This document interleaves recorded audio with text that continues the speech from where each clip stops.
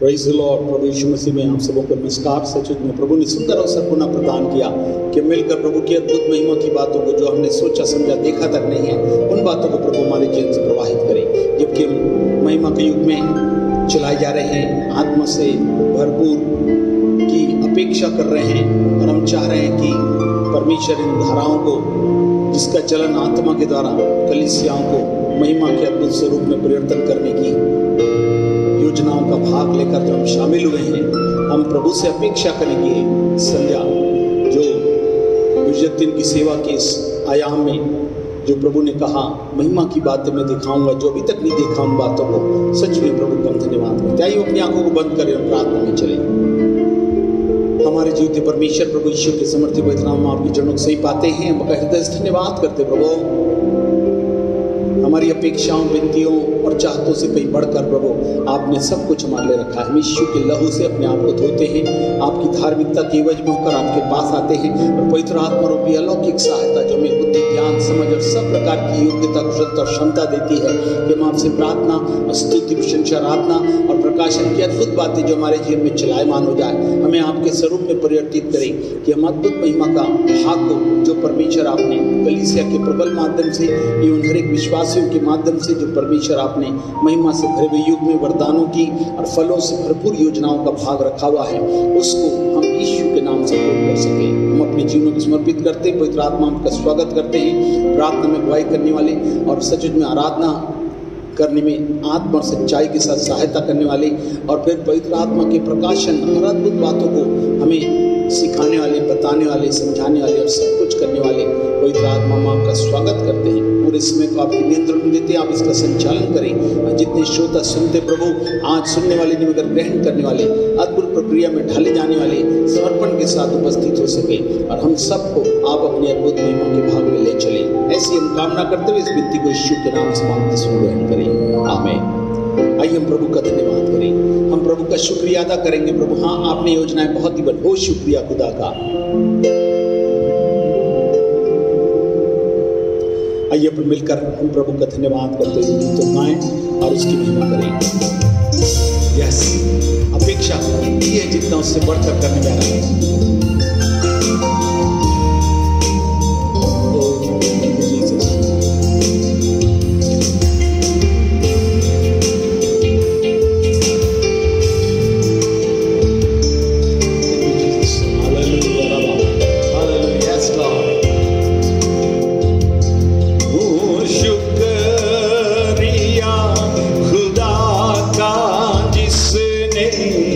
जीवन हमें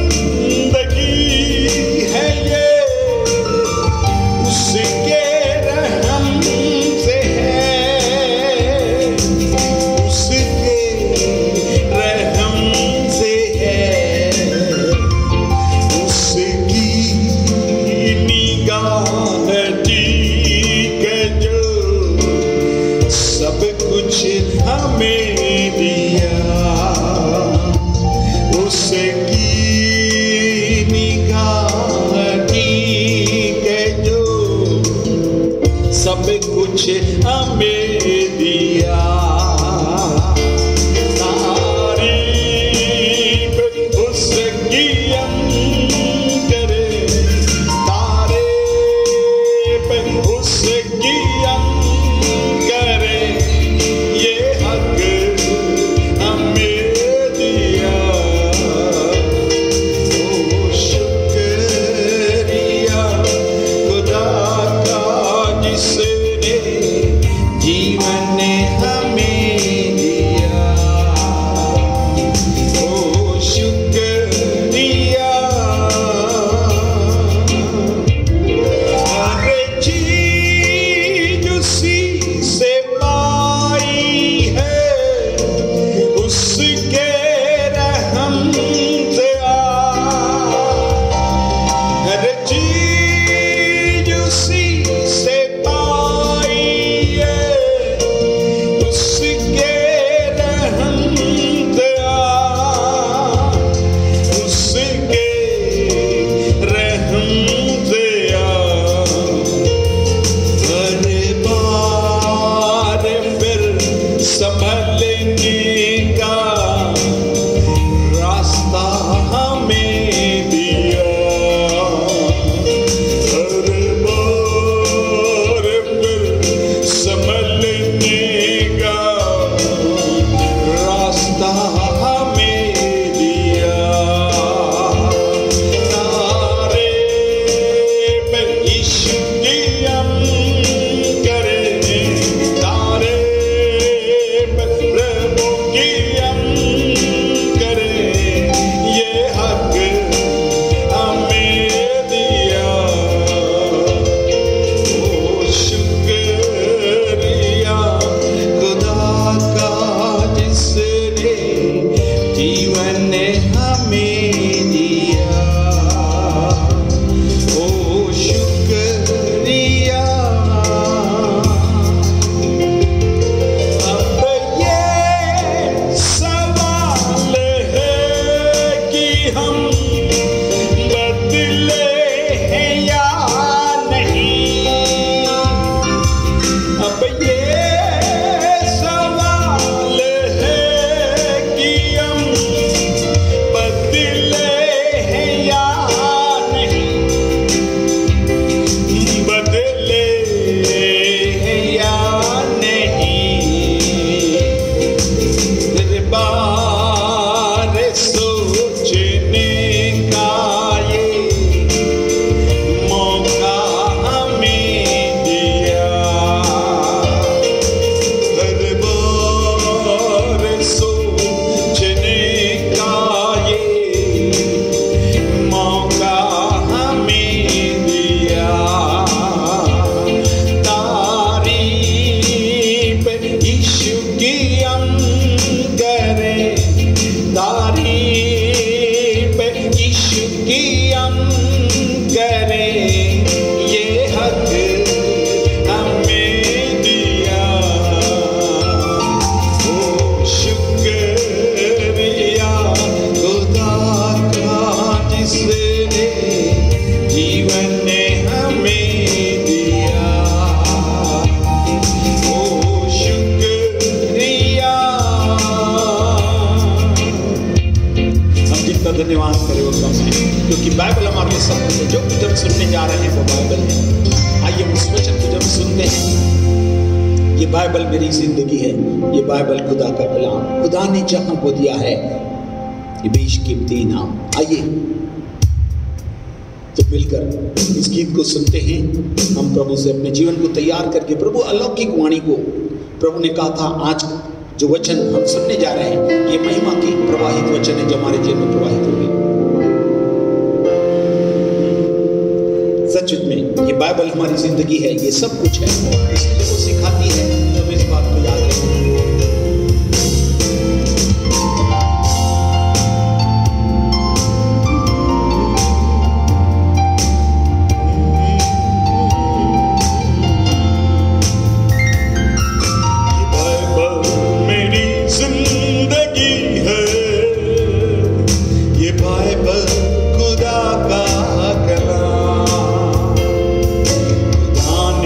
जहां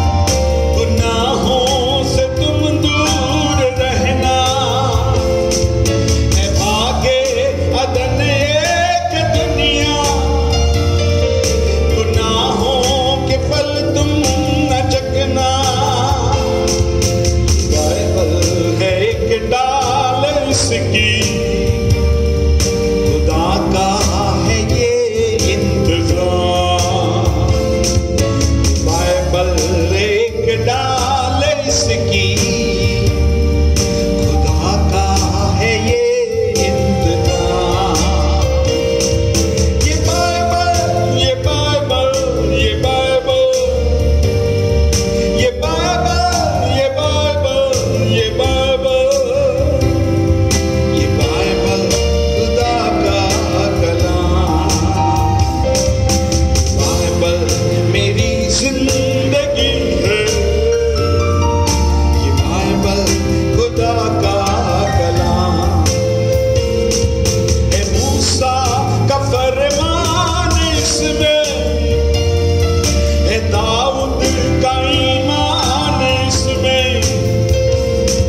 खुदा की मोहब्बत बताती है पतरस का अरमान इसमें। है मूसा का फरमान इसमें, है दाऊद का ईमान इसमें, खुदा की मोहब्बत बताती है पतरस का अरमान इसमें। गुनाहों से माफी की कुंजी मसीहा की है ये जुबान। गुनाहों से माफी की कुंजी मसीहा की है ये जुबान। ये बाइबल मेरी जिंदगी है, ये बाइबल खुदा का कलाम। मसीह जो दुनिया में आया, फतह पाई मौत पे उसने, था शैतान से हमको बचाया, हमेशा की जिंदगी देकर। मसीहा जो दुनिया में आया,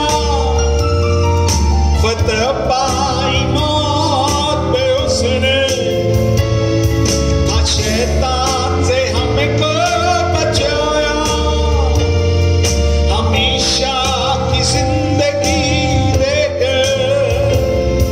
ये बाइबल है अनमोल मोती, है इसमें बड़ा इत्मीनान।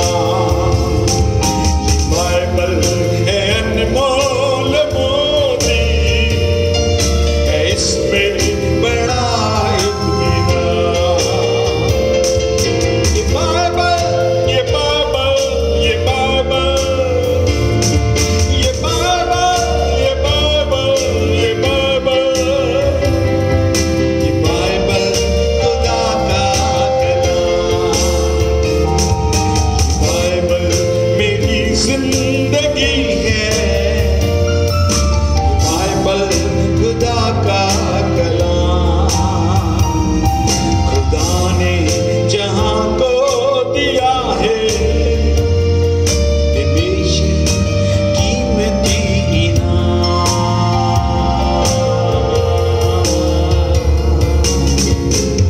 आइए जब प्रभु यीशु से मिला, आइए अपनी आंखों को बंद करें।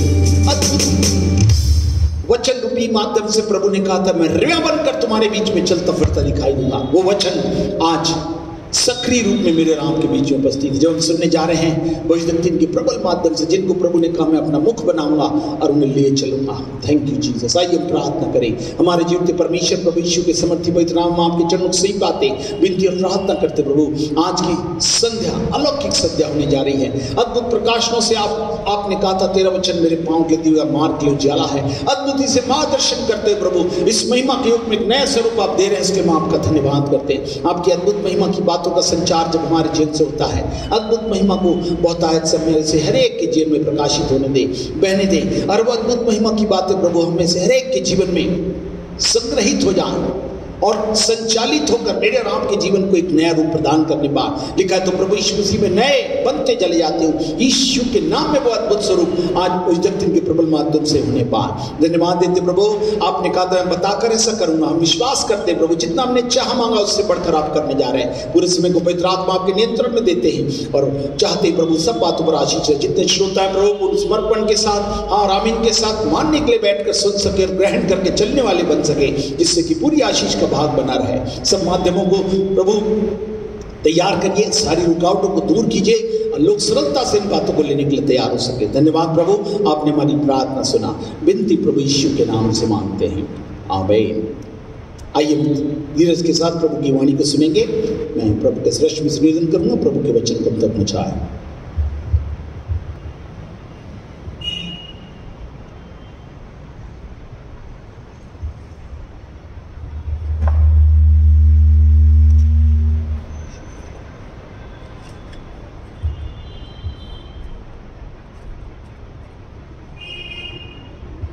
Hallelujah, praise the Lord. मैं परमेश्वर का धन्यवाद देती हूँ, प्रभु ने मुझे संभाल के रखा, इसलिए विशेषकर मैं प्रभु यीशु का धन्यवाद देती हूँ। और जो ये जीवन परमेश्वर ने मुझे दिया है केवल उसकी महिमा के लिए इस्तेमाल होने पाए। अब जो ये नया जीवन जो परमेश्वर ने मुझे दिया है केवल प्रभु यीशु के लिए ही मैं सेवा को, अपने जीवन को चलाना चाहती हूँ। आगे तो चला ही रही थी, पीछे देखे तो, लेकिन अब और मैं सामर्थ के साथ परमेश्वर की सेवा करना चाहती हूँ। आप सब मेरे लिए प्रार्थना करिए। परमेश्वर ने मुझे जब नया जीवन दिया है तो केवल उसकी महिमा के लिए मैं खर्च कर पाऊँ। Praise the Lord, hallelujah. मैं आपके बीच में आज जो वचन को रखने जा रही हूँ वो है 2 यूहन्ना 1:9। 2 यूहन्ना 1:9। वहाँ पे हम ऐसा पाते हैं, वहाँ लिखा है, जो कोई मसीह की शिक्षा में आगे बढ़ जाता है और उसमें बना नहीं रहता उसके पास परमेश्वर नहीं। जो कोई उसकी शिक्षा में स्थिर रहता है उसके पास पिता भी है और पुत्र भी है। मैं आज ये वचन को ही आपके बीच में लेकर आने जा रही हूँ। प्रभु का दास यूहन्ना अपने दूसरे पत्री में ये लिखा है, दूसरे पत्री में लिखता है कि जो कोई आगे बढ़ जाता है और मसीह की शिक्षा में बना नहीं रहता उसके पास परमेश्वर नहीं। लेकिन कौन है? हाँ, लेकिन आगे बढ़ जाता है और उसके बना नहीं रहता और उसके पास परमेश्वर नहीं। जो कोई उसकी शिक्षा में स्थिर रहता है उसके पास कौन है? पिता पुत्र दोनों हैं। आज संसार में बहुत सी शिक्षाएं चल रही है, बहुत सी शिक्षाएं आप देखेंगे तो बहुत सी शिक्षाएं हैं। कंफ्यूज हो जा रहे हैं कि कौन सी शिक्षा सही है कौन सी गलत है। और इससे मसीह लोग बड़े परेशानी में हैं कि कौन सी शिक्षा ठीक है और कौन सी शिक्षा गलत है। आज बहुत से मसीह लोग परेशानी में पड़ जा रहे हैं कि कौन सी शिक्षा गलत है कौन सी सही है। लेकिन इसका ठीक जवाब यहाँ पर मैं बता रही हूँ, आपको आज मैं बताने जा रही हूँ। केवल यीशु की ही कही हुई बातें ठीक है, ठीक शिक्षा है। केवल यीशु की कही हुई बातें ठीक शिक्षा है। और ये बातें हमको मत्ती, मरकुस, लूका और यूहन्ना में मिलता है। इसके अनुसार अगर हम अपना जीवन बनाएंगे तो स्वर्ग में जाएंगे, और अगर यीशु की शिक्षा को नहीं मानेंगे तो हम नरक में चले जाएंगे। हालेलुया। केवल यीशु की ही शिक्षा को हमको मानना है। आज के अधिकतर मसीह लोग इस शिक्षा को सुनने या मानने को तैयार नहीं है। बहुत से लोग सुनते हैं, पढ़ते हैं, लेकिन इस पर क्या नहीं करते? अमल करने को तैयार नहीं हैं, अमल नहीं करते हैं। ऐसे लोगों को यीशु मसीह क्या कहता है? ऐसे लोगों को बाइबल मूर्ख कहती है। प्रभु यीशु मसीह मूर्ख कहता है। लेकिन जो सुनकर पढ़कर अमल करते हैं परमेश्वर, प्रभु यीशु मसीह उसको बुद्धिमान कहता है। हालेलुया। अगर हम यीशु मसीह को प्रेम करते हैं तो उसकी आज्ञाओं को क्या करेंगे? मानने में कोई परेशानी नहीं। क्योंकि उसकी आज्ञाएं क्या है, कठिन नहीं है। खाली प्रभु प्रभु करने से हमको स्वर्ग नहीं मिलेगा, उसकी आज्ञाएं माननी पड़ेगी। खाली प्रभु प्रभु करने से प्रभु प्रभु, हाँ प्रभु प्रभु यीशु करते करते ही मत रहिए। उसकी आज्ञाओं को अगर हम मानेंगे तो ही हमको क्या मिलेगा, स्वर्ग मिलेगा, नहीं तो नरक है। एक चर्च में मैंने कहा कि एक झूठ बोलने वाले से हनन्याह और सफीरा दोनों मर गए और मरने के बाद नरक में चले गए। एक चर्च में मैंने ऐसे कहा क्योंकि बाइबल में 2 जगह लिखा है कि सब झूठों का भाग कहाँ है। हाँ, सब झूठों का भाग कहाँ है, नरक में होगा, ऐसा बाइबल कहती है। आप इसको इफ्दा मिनिस्ट्री में लिख के भेजेंगे कि कहाँ पे ये वचन लिखा है। 2 जगह लिखा हुआ है कि सब झूठों का भाग कहाँ है, नरक है। ये आपके लिए होमवर्क है, तो आप जरूर लिख के, और जो इसको मानेगा, मैं सोचती हूँ परमेश्वर की बात को मानेगा, इसको जरूर लिख के। एक चर्च में मैंने ऐसी कहा कि हनन्याह और सफीरा दोनों मर गए झूठ बोलने से और मरने के बाद नरक में चले गए, क्योंकि बाइबल में 2 जगह लिखा है कि सब झूठों का भाग नरक में होगा। ये आपके लिए होमवर्क है। ये बात चर्च के एक भाई साहब को अच्छी नहीं लगी, मैं वो जगह का नाम नहीं बताऊंगी, वो भाई साहब को अच्छी नहीं लगी। मेरा प्रचार खत्म होने के बाद उन्होंने खड़े होकर कहा कि हनन्याह और सफीरा नरक में नहीं पर स्वर्ग में गए हैं, क्योंकि अगर कोई विश्वासी पाप करता है तो परमेश्वर उसको शरीर में सजा देता है, लेकिन वो जरूर स्वर्ग में चला जाता है। ऐसा उसने गुस्से में मुझसे कहा। तो और उसने मुझे एक एग्जाम्पल को दिया और इसके बाद उन्होंने कहा कि कुरिन्थियों की मंडली में एक आदमी अपनी क्या करता है, सौतेली माँ को पत्नी बनाकर क्या करा, बनाकर रखा था। इसके लिए पौलुस कहता है कि ऐसे आदमी को शैतान को सौंप दो ताकि उसका शरीर नाश हो पर आत्मा बच जाए। ऐसा उसने मुझे कहा। आज बहुत से चर्च में ऐसे लोग हैं, ऐसी खराब शिक्षा दे रहे हैं। क्या पौलुस के कहने का ये मतलब है कि ऐसे गलत आदमी को चर्च से निकाल देने से उसका उद्धार होगा? क्या पौलुस यीशु की शिक्षा का विरोधी था? विरोधी था, क्योंकि यीशु ने व्यभिचार सोचने को भी क्या किया है? हाँ, क्या किया है? मना किया है। यीशु व्यभिचार सोचने को भी क्या किया है? मना किया है। इसको ध्यान से सुनिएगा। लेकिन ये भाई साहब व्यभिचार करने वाले को भी कहाँ पहुँचा रहा है? स्वर्ग में भेज दे रहा है। ऐसे गलत शिक्षा देने वाले से सच्ची मसीह क्या है? आज सच्चे मसीह, मुझे बहुत दुख लगा, आज सच्चे मसीह भी लोग क्या है, बहुत दुखी हैं। हालेलुया।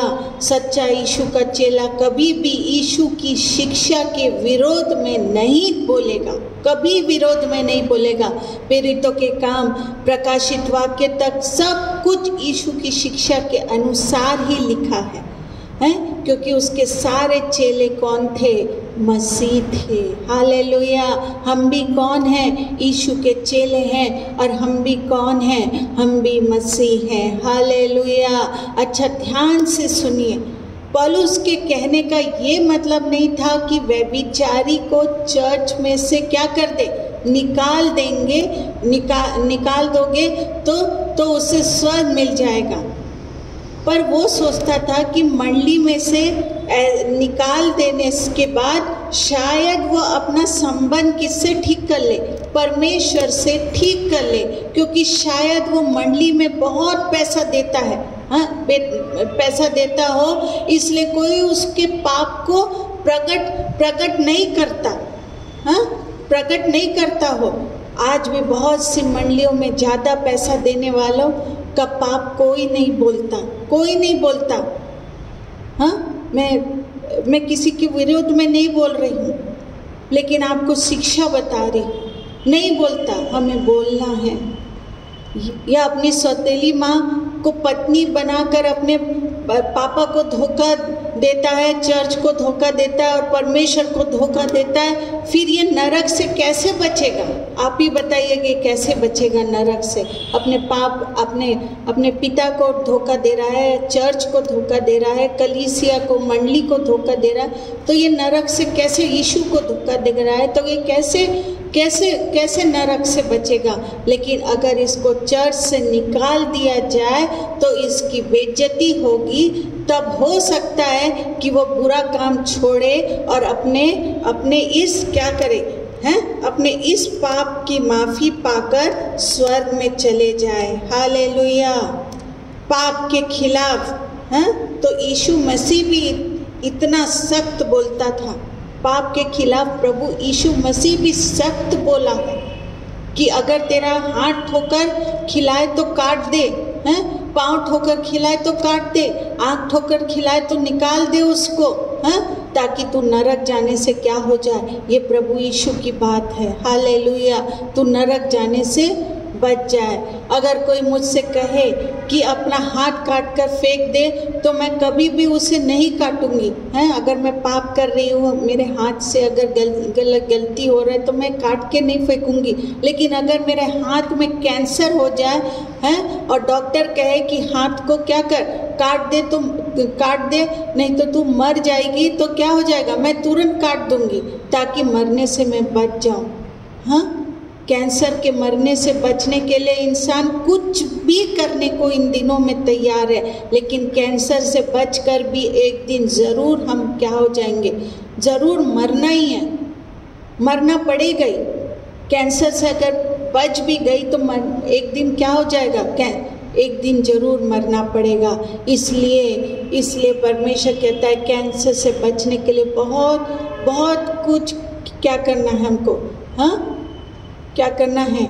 इसलिए सब हमको क्या करना है, बचने के लिए कुछ भी करो या ना करो, कोई फ़र्क नहीं पड़ता, सबको एक दिन मरना ही है। कैंसर से बचो या ना बचो, एक दिन हमको क्या है, सबको एक दिन मरना ही पड़ेगा। हालेलुया। सबको, पर पाप से बचने के लिए सचमुच हमारे हाथ पैर कटवाना चाहिए। कटवा दो। अगर पाप कहीं ठोकर खिला रहा है तो हमको क्या करना है, वो पैर को कटवा दो। हालेलुया। क्योंकि पाप की सजा क्या है, नरक की आग है और अनंत काल उसमें तड़पना पड़ेगा। यही सच्चाई है कि पाप हमसे होता है, और अगर हम हाथ पैर सब कुछ काट डालें तो हमसे पाप नहीं होगा। लेकिन बिना हाथ पैर आँख के हम प्रभु के क्या है, प्रभु के लिए भी कुछ नहीं कर सकेंगे। इसलिए पाप के लिए हमको अपने आप को क्या करना है, मरा हुआ समझना चाहिए। हालेलुया। अपने हाथ पैर काटे हुए समझना चाहिए और प्रभु के लिए अपने को जिंदा समझना चाहिए। हम हाथ पैर काट दे तो कुछ कर नहीं पाएंगे, हाँ, लेकिन हमको हमारा हाथ पैर कटा हुआ है, उसको मरा हुआ समझना है। और प्रभु यीशु के लिए हमको क्या समझना है, जिंदा समझना है। हालेलुया। हालेलुया। आज बहुत सी कलीसियाओं में ये सिखाया जाता है कि विश्वासी पाप करने पर भी नरक नहीं जाएगा। बहुत से मैं दूसरे जगह जाती हूँ, मेरे को बहुत दुख, ऐसी शिक्षाएं आ रही है कि बहुत से लोग ऐसा सिखा रहे हैं, क्योंकि वो परमेश्वर की संतान है। वो कहते हैं कि हम परमेश्वर की संतान है, इसलिए हमको परमेश्वर कहाँ ले जाएगा, स्वर्ग में ले जाएगा। एक एग्जाम्पल को देती हूँ। अगर किसी का बच्चा घर में कांच का प्लेट को क्या कर दे, गिलास तोड़ दे, तो उसके मम्मी पापा उससे प्लेट ग्लास का पैसा नहीं लेंगे, क्योंकि वो उनका क्या है, बच्चा है। लेकिन अगर नौकर तोड़ दे तो उसके पगार से वो क्या करेंगे, हाँ, उसके पगार से वो पैसा को काट लेंगे, क्योंकि वो कौन है, वो नौकर है। लेकिन यीशु की शिक्षा क्या है, ऐसा क्या करेंगे, काट लेंगे उसके पगार से। लेकिन यीशु की शिक्षा नहीं है। तो यीशु कहता है कि कि राज्य की संतान बाहर अंधियारे में डाल दिए जाएंगे, वहाँ रोना और दांतों का पीसना होगा। हालेलुया। इसको ढूंढ कर पढ़िएगा जरूर, कहाँ लिखा है।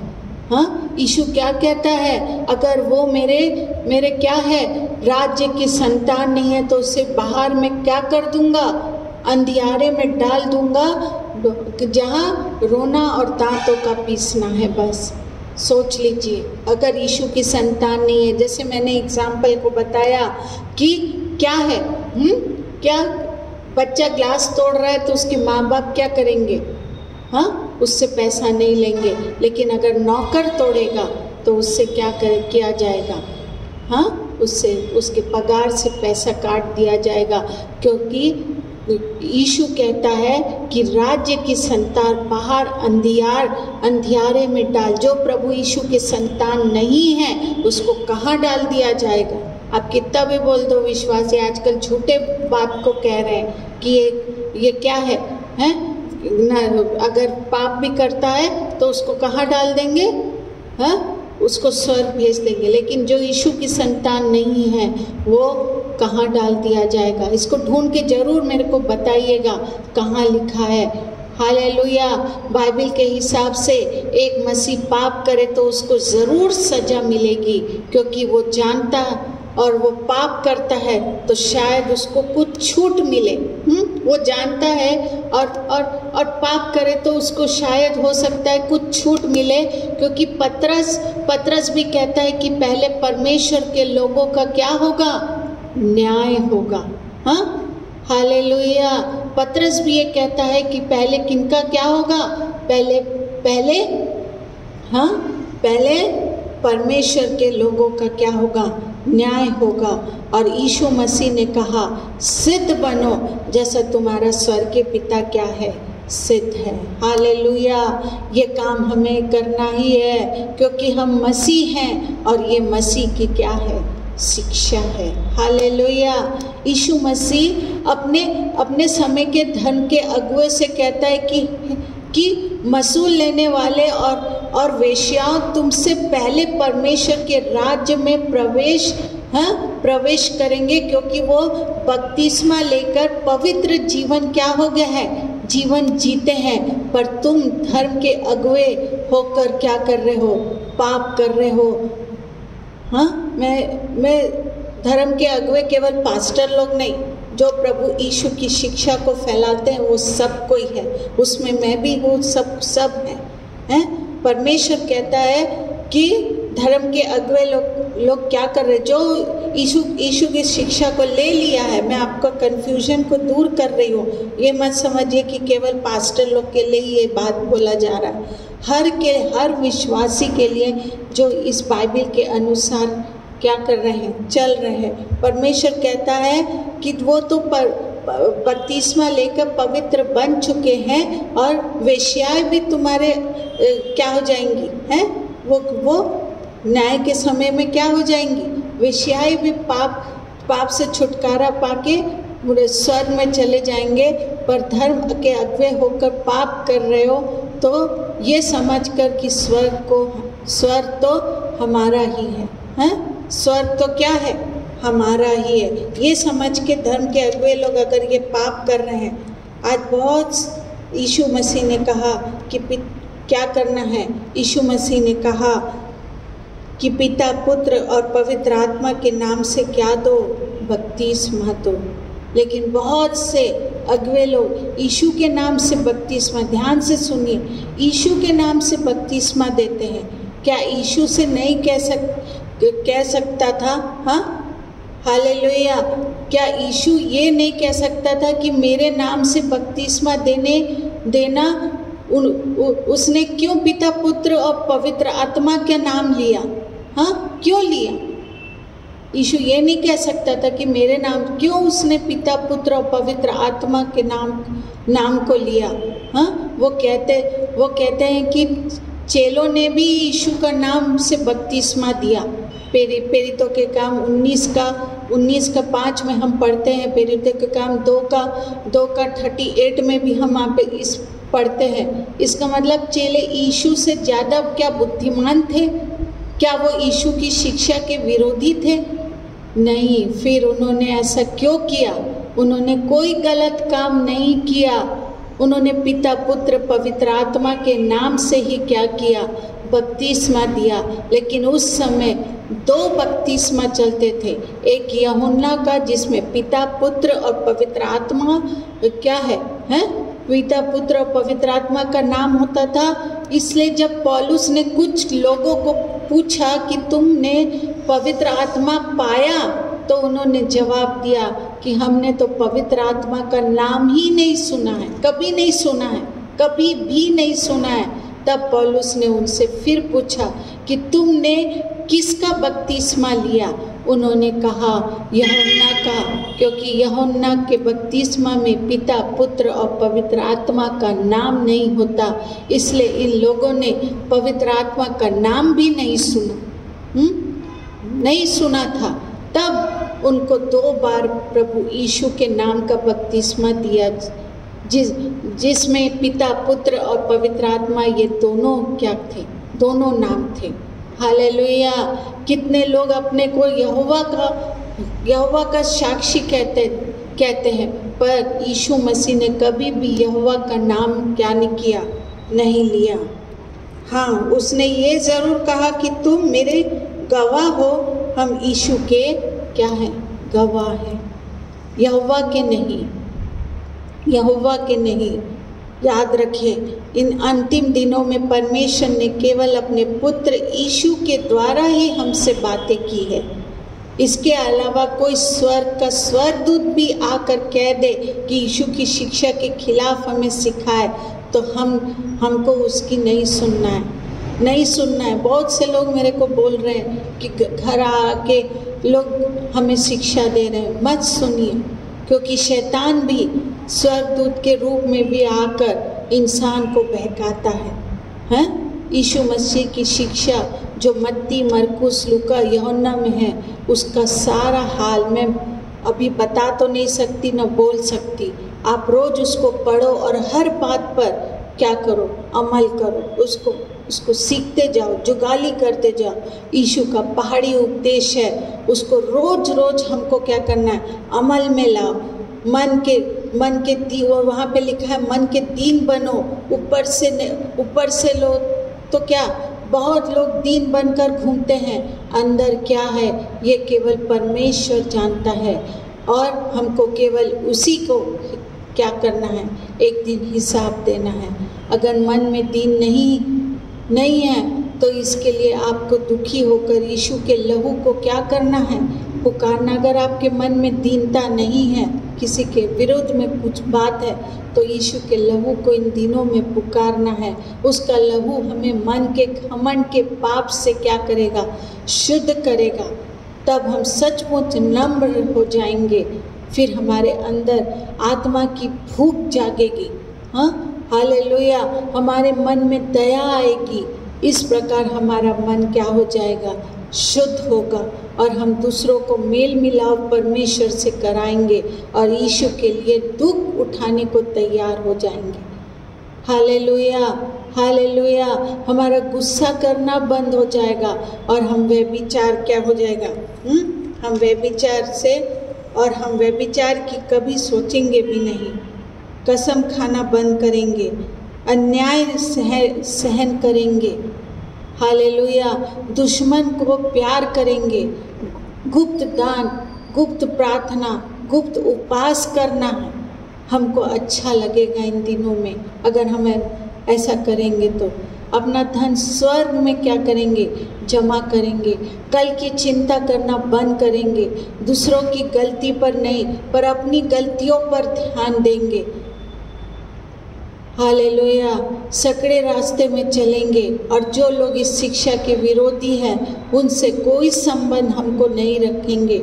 हम नहीं रखेंगे। ऐसे लोगों से दूर हो जाइए जो गलत शिक्षा देते हैं, पवित्र आत्मा के विरुद्ध में बोलते हैं, गलत झूठी बात कह रहे हैं कि तुम पाप भी करोगे तो नरक से बच जाओगे। ऐसे लोगों से हमको क्या करना है? संबंध क्या करना है? नहीं रखना है। उनसे दूर हट जाना है, सकड़े रास्ते में चलेंगे। और जो लोग इस शिक्षा के विरोधी हैं उनसे हमको क्या करना है, संबंध भी नहीं रखना है। मैंने बताया ऐसा करने से हम यहाँ संसार में आनंद करेंगे और संसार छोड़ने के बाद स्वर्ग में भी हम आनंद करेंगे। हालेलुया। ये शिक्षा मैं बहुत छोटी सी दी हूँ, लेकिन इसमें बहुत गहरी बातों को मैंने बताया है। पूरी बातों को तो नहीं बोल सकती, लेकिन इन दिनों में हम पूरी बाइबल जो यीशु की शिक्षा है उसी को अगर हम मानेंगे तो बच पाएंगे, नहीं तो हमारा बचना बहुत मुश्किल है। हालेलुया। आइए मैं प्रार्थना करने जा रही हूँ। पूरी बालारा बाशांदा, मैं बार बार कह रही हूँ कि हम तीसरी लहर के लिए प्रार्थना करें। मैं सोचती हूँ आप प्रभु यीशु की बात को मान रहे होंगे, ताकि हम अच्छे स्वतंत्र रूप से क्या कर सके, हाँ, स्वतंत्र रूप से हम सेवा को कर सके, जगत के छोर तक प्रचार को कर सके। हालेलुया। चर्च खुल नहीं पाए इसलिए हम प्रार्थना करें। पूरी बात इस समय कोई प्रॉस्पेरिटी के लिए, इसके लिए, उसके लिए परमेश्वर कहता है तुम बचोगे तब तो धन को खा पाओगे, तुम बचोगे ही नहीं तो धन को कैसे जी पाओगे। इसलिए हम तीसरी लहर के लिए प्रार्थना करें, अपने चंगाई के लिए विशेष कर प्रार्थना करें। ऐसे लोगों के लिए प्रार्थना करें जो इन दिनों में बहुत चिंताएं फिक्र में पड़ के अब डिप्रेशन में आ जा रहे हैं। ऐसे लोगों के लिए हम प्रार्थना करें। इन दिनों में सबसे ज़्यादा ज़रूरी चीज़ है तो वो है चंगाई के लिए प्रार्थना। ओ प्रभु यीशु, मैं ऐसे लोगों के लिए प्रार्थना कर रही हूँ प्रभु यीशु जो डिप्रेशन में चले गए हैं, जो अब बहुत डरे हुए हैं इन दिनों में। ऐसे लोगों के लिए मैं प्रार्थना कर रही हूँ परमेश्वर, उनके जीवन से डर को दूर कर प्रभु यीशु, उनके साथ हो पवित्र आत्मा, स्वर्गदूत उनके साथ रहिए। ओ परमेश्वर, वो डरे नहीं, पर आपकी शिक्षाओं को वो पढ़ते रहें, आपके वचन को जुगाली कर सके, ताकि उनके जीवन से डर चले जाए प्रभु यीशु। ये कोविड हम तीसरी लहर इस दुनिया से हटा दीजिए परमेश्वर, ताकि हम स्वतंत्र रूप से प्रभु यीशु अपनी सेवा को कर सके, चर्च खुलने पाए यीशु के नाम से प्रभु यीशु। ओ प्रभु यीशु, चर्च को खोल, क्योंकि बाइबल कहती है अंत के दिनों में धारा की नाई लोग आएंगे। जब शैतान इन दिनों में चर्च को बंद करके रखा है प्रभु यीशु, ओ प्रभु यीशु, उसको यीशु के नाम से खुल जाए परमेश्वर। ओ परमेश्वर, शैतान की योजना यीशु के नाम से बंद हो जाए। और परमेश्वर, आपने सब कुछ हमारे लिए कर दिया, आपका धन्यवाद देते हैं यीशु के नाम से, आमीन।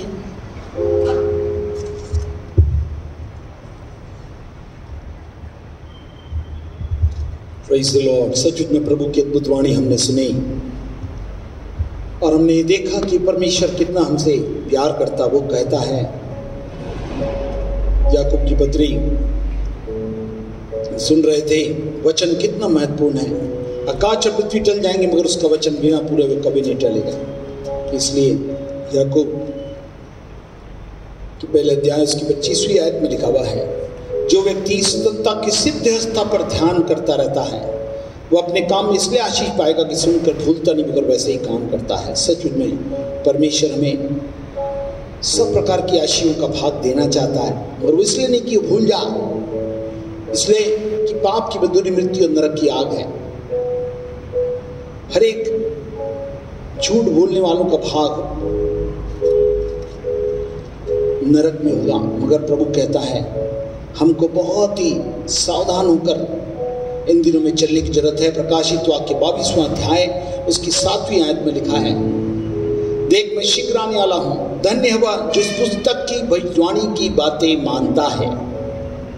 आज प्रभु जो बात बोलता है वो मेरे को और आपको मानने के लिए, सुनाने के लिए नहीं, बल्कि मानकर अपने जीवन को परमेश्वर से जुड़कर अद्भुत महिमा की बातों को मेरे और आपके जीवन में और फैलाने के लिए, जिससे कि हम प्रभु से मिलने के लिए तैयार हो सकें। इतना ही नहीं, उसकी 10वीं आयत में कहता, फिर उसने मुझसे कहा, प्रकाशित वाक्य 22:10, इस पुस्तक की भविष्यवाणी की बातों को बंद मत कर, क्योंकि समय निकट है।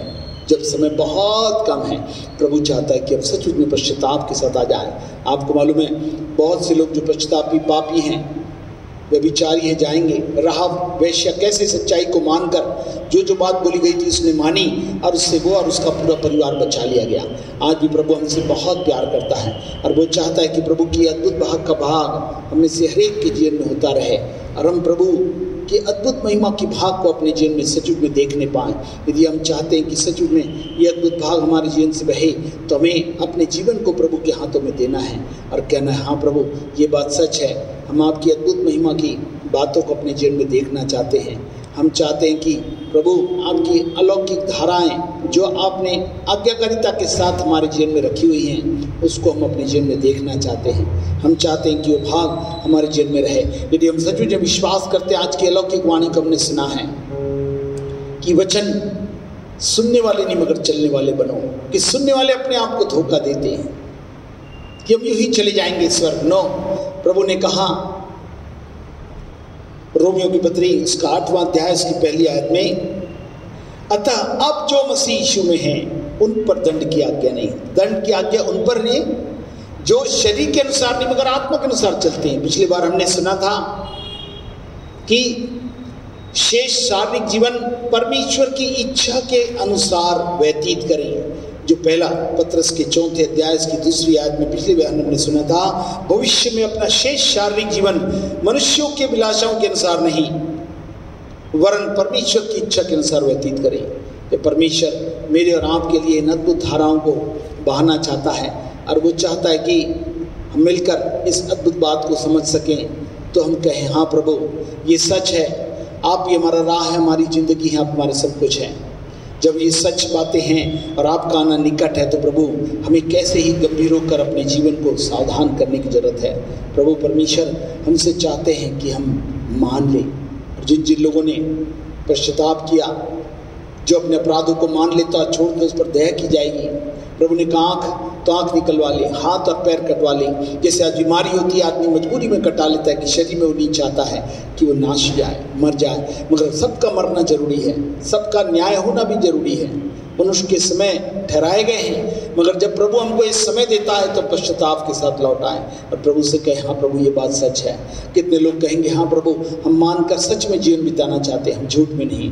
सच्चाई है ना, मेरी राह तुम, मेरी सच्चाई, मेरी जिंदगी हो तुम, मेरे मसीह। हालेलुया। वही मेरे और आपके जीवन का सब कुछ है। और जबकि वो सब कुछ है, तब प्रभु से कहें, प्रभु आप जब मेरे जीवन की सब कुछ हैं, तो मैं इसी जीवन में आगे बढ़ना चाहता हूँ। मैं चाहता हूँ कि मिलकर सदा प्रभु की महिमा हमारे जीवन से होती रहे और हम प्रभु को महिमा दें। हालेलुया।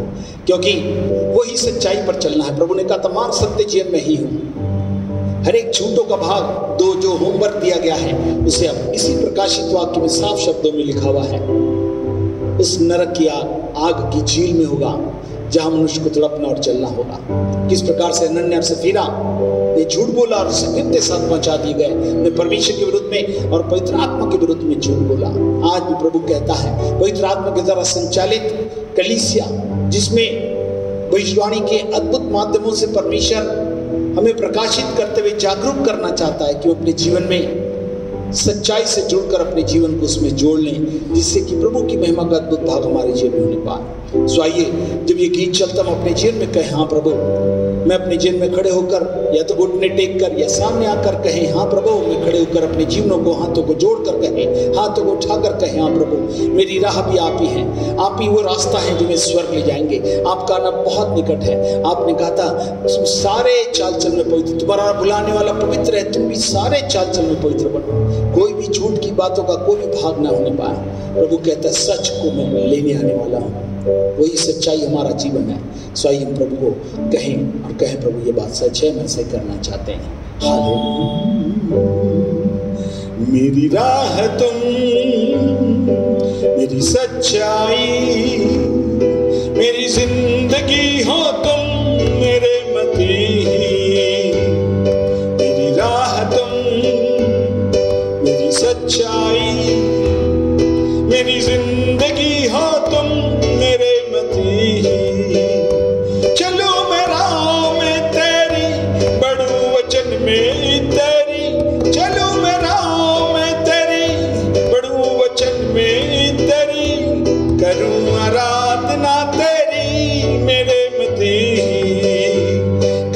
आराधना तेरी मेरे मसीह।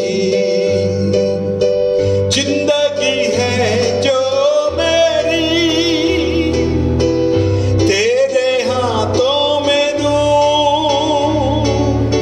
जिंदगी है जो मेरी तेरे हाथों में दूं।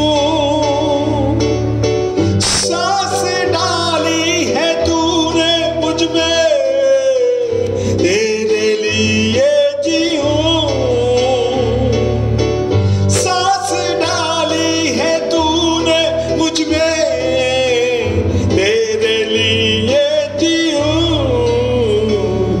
मेरी राह तुम, मेरी सच्चाई, मेरी जिंदगी हो तुम मेरे मसीह। मेरी राह तुम, मेरी सच्चाई, मेरी जिंदगी हो तुम मेरे मसीह। सच्चाई में तेरी चलूं मैं, इच्छा में तेरी बढ़ूं मैं। सच्चाई में तेरी चलूं मैं, इच्छा में तेरी बढ़ूं मैं। सत्य की आत्मा तुझसे मैं पाऊं, सत्य की आत्मा तुझसे मैं पाऊं। यीशु मेरे प्रभु, मेरी राह तुम, मेरी सच्चाई, मेरी जिंदगी हो तुम मेरे मसीह। मेरी राह तुम, मेरी सच्चाई, मेरी जिंदगी हो तुम मेरे मसीह। चलूं मैं राह में तेरी, बढ़ूं वचन में तेरी। चलूं मैं राह में तेरी, बढ़ूं वचन में तेरी। करूं आराधना तेरी मेरे मसीह। करूं आराधना तेरी मेरे मसीह। करूं आराधना तेरी मेरे मसीह। सच में अपना जीवन जब प्रभु के हाथों में दिए हैं, प्रभु एक बात कहता है प्रकाशित वाक्य उसकी 22वें अध्याय और उसकी 18 और 19वीं आयत में, मैं हर एक को जो इस पुस्तक की भविष्यवाणी की बातें सुनता है गवाही देता हूं। यदि कोई मनुष्य इन बातों में कुछ बढ़ाए तो परमेश्वर विपत्तियों को जो इस पुस्तक में लिखी है उस पर बढ़ाएगा। यदि कोई पुस्तक भविष्यवाणी की पुस्तक की बातों में से कुछ निकाल डाले तो परमेश्वर उस जीवन के वृक्ष और पवित्र नगर में से जिसका वर्णन इस पुस्तक में है उसका भाग निकाल देगा। प्रभु चाहते हैं कि मैं और आप बड़ी गंभीरता से इस सत्य को मानकर अपने जीवनों के प्रभु के हाथों में दे। बढ़ाएं और घटाएं मत नहीं, इसका अपना अनुवाद ना करें। इसलिए प्रभु ने शिक्षक दी हैं। अभिषिक्त लोग जो आत्मा के द्वारा है इन बातों को सही बताएंगे। गलत प्रकार की शिक्षाओं से वो अंतिम दिनों में आएंगे, इनसे तुम बचे रहना। प्रभु ने कहा था बहुत सी बातें होंगी, ध्यान से सुनो, अपने जीवनों को समर्पित करो। संसार की अभिलाषाएं के अनुसार नहीं, मगर बुद्धि के अनुसार नहीं चलो और संसार के स्वरूप मत बनो, बल्कि तुम्हारी बुद्धि के नए हो जाने से तुम्हारा चाल चलन भी बदल जाए और तुम परमेश्वर की भली बात और सिद्ध इच्छा अनुभव से मालूम कर सको। आज जितने भी लोग आत्मा से भरपूर होकर इस सच्चाई को पकड़कर उद्धार करता प्रभु के रूप में जाने हैं, वे भटकने से बचाए जाए प्रभु। और आपकी सिद्ध और अलौकिक योजना का प्रकाशन जो आपने कहा था बिना बताए मैं कुछ नहीं करूंगा, आप सच में इनको नोटिस के रूप में प्रभु आप बहुत सी बुद्धि की बातें प्रकाशित करते हुए बता रहे हैं कि मैं अपने निर्णयों के प्रति, अपने संबंधों के प्रति, अपने जीवनों के प्रति बहुत ही गंभीर होने की जरूरत है। क्योंकि प्रभु अपनी निष्पाप निष्कलंक कलीसिया रूपी दुल्हन को लेने आने वाले हैं, जो दाग ना हो, जिस निष्पाप निर्दोष हो, इसमें कोई भी दाग और कोई भी छुरी ना हो। प्रभु जो आप आने वाले हैं हम सब तैयार हो सके। आइए अपनी आंखों को बंद करे हुए हैं तो हम प्रभु से प्रार्थना करेंगे और चाहेंगे प्रभु आपकी अद्भुत महिमा का भाग बहुतायत से हर एक के जीवन में प्रवाहित होने पाए। आइए हम प्रार्थना करें। हमारे जीवते परमेश्वर प्रभु यीशु के समर्थित पवित्र नाम आपके चरणों से बातें विनती और प्रार्थना करते प्रभु आपकी धाराएं जो बिल्कुल अद्भुत हैं, जो महिमा में आप सत्य की धारा में सत्य की आत्मा के द्वारा प्रभु वो आत्मा ही सत्य की है, वो सत्य बातें बताएंगे। लिखा वो तुम्हें पाप के बारे में, न्याय के विषय में, निरुत्तर कर देगा। ओ प्रभु कहते पवित्र आत्मा जब आप संचालन कर रहे हैं, कोई भी बातें होती मनुष्य पवित्र आत्मा कायल करने वाला पवित्र आत्मा है। ओ प्रभु यीशु अनुग्रह दीजिए, यदि वे आत्मा पर विश्वास भी करते हैं तो आज कायल होकर वो पश्चाताप कर ले। लिखा मनुष्य पश्चाताप करे, अपने अपराधों को मान ले, छोड़ दे तो उस पर दया की जाएगी। यदि अपने पापों को मान ले तो क्षमा करने में विश्वास योग्य धर्मी है। प्रभु अनुग्रहकारी आप भी परमेश्वर दाहिनी ओर बैठकर हमारे लिए लगातार विनती और प्रार्थना करते हैं कि जितनी प्रार्थना आएंगी उनका उत्तर मैं सुनकर उनके क्षमा करते हुए अपनी बात से मिलाऊंगा। इसलिए लिखा बहुत से व्यभिचारी, बहुत से ऐसे लोग जो पापी अपराधी थे, प्रभु ने क्षमा करके अपने पास स्वर्ग में ले आया। आज भी प्रभु चाहता है कि कोई भी नाश ना हो, सबको मन फिराव का अवसर प्रभु प्रदान कर रहे हैं। जो अपने जीवन में अपने संबंधों में जो कलीसिया रूपी आत्मिक संबंध है, संबंधों में मधुरता के साथ जुड़ जाएं और अपने भी इस संसारिक और शारीरिक संबंधों के प्रति गंभीर हो जाएं। कोई भी ऐसा संबंध जो हमें भटकाता है या विचलित करता है या डिस्ट्रैक्ट करता है या हमारे संबंधों में पवित्रता के उस भाव को जिसमें एकता के साथ अद्भुत महिमा की आत्मा का संचारण जो सत्य की आत्मा के द्वारा संचालित होता है कि महिमा का स्वरूप दे दे प्रभु यीशु के नाम से। वो बातें प्रभु हमारे जीवन में नए रूप में तब्दील हो जाएं, जिससे में पाप अपराध हुए प्रभु उसको बदल कर आप नया बना देंगे। आपने कहा यदि कोई मसीह में तो वो नई सृष्टि है, पुरानी बातें बीत गई, सब कुछ नया हो गया। यीशु के नाम से एक नया अध्याय, नया रूप, नया स्वरूप, नई विचारधारा, नई सोच, नई बातें सब कुछ उनके जीवन में बहुत आज से होने पाए प्रभु। धन्यवाद प्रभु, हमारा पूर्ण विश्वास है प्रभु यीशु मसीह में पवित्र आत्मा आपने सोचों को, ख्यालों को, विचारधाराओं को, व्यवहारिकता को बदलने की अद्भुत योजना का भाग जो आपने आत्मा के द्वारा हमारे जीवनों में करने के लिए, जैसे ही आप शामिल होते, उपस्थित होते और जो लोग समर्पित होकर अपने जीवन में हाँ हमें सब ग्रहण कर लेते, आप इस अलौकिक कार्य को उनके जीवन में पूर्ण करने के लिए आज भी उपस्थित है। आप सुन रहे हैं और इस समय जितने लोग इस प्रकार से प्रार्थना कर रहे हैं उनके जीवन में आप अद्भुत चमत्कार की प्रक्रिया को उनके जीवन में संपन्न कर रहे हैं। कोई भी ऐसी बात ना होने पाए जिससे कि उस स्वर्ग में जाने से छूट जाए। प्रभु आपका आना निकट है, अनुग्रह दीजिए प्रभु। और हम सबको प्रभु के सामने खड़े होना, मगर जो प्रभु मसीह यीशु में उन पर दंड की आज्ञा नहीं, हम उससे बचकर प्रभु से मिलने के लिए तैयार हो सके और बड़े आनंद के साथ मिलने के लिए खुशी से उस समय का इंतजार कर सके जो बहुत ही जल्द हमारे जीवन में पूर्ण होने वाला है। धन्यवाद देते प्रभु, आपने वचनों के द्वारा पुनः जागरूक करते हुए, सावधान करते हुए, तैयारी के साथ मिलने के लिए तैयार किया। इजराइल मुझसे मिलने के लिए तैयार हो जा, शेष शारीरिक जीवन प्रभु की इच्छा के अनुसार व्यतीत करो। हाँ प्रभु, हमें मौका दिया, हमें मानने का, हनन्याह सफीरा के द्वारा, राहब के द्वारा कैसे वो बचा लिए गए, मगर एक व्यक्ति नहीं मानने का नाश कर दिया गया। प्रभु हम नहीं चाहते कोई भी नाश हो, सबको मन फिराव का अवसर प्रदान करे और सब लोगों ने किया है और आपने भी उन्हें दे दिया है। हम आपका धन्यवाद करते हैं। सबों की जीवन की आशीष की कामना करते हुए इस विनती को प्रभु यीशु के नाम से मांगते सुनो ग्रहण करेंगे। आमीन। हमारे उद्धारकर्ता प्रभु यीशु मसीह का अनुग्रह, परिशुद्ध का प्रेम, पिता आत्मा इस हमारे साथ सभ्यता के साथ पति समर्पित हर एक सहभागी के साथ आज से लेकर दोबारा तक होती रहे। आमीन। God bless you. प्रभु आपको आशीष दे।